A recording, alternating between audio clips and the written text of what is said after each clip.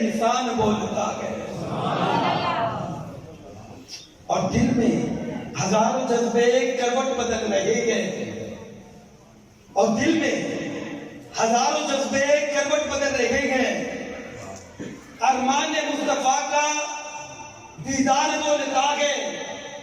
उंगली उठी थी जब भी असहाब मुस्तफा पर, उंगली उठी थी जब भी असहाब मुस्तफा पर, खामोश थे पैगंबर रहमान बोलता है।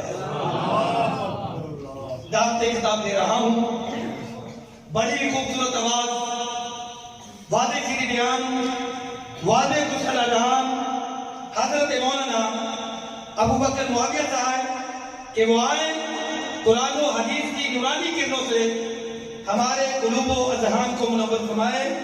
मोहतरम जनाब अबू बकर मुआविया साहब।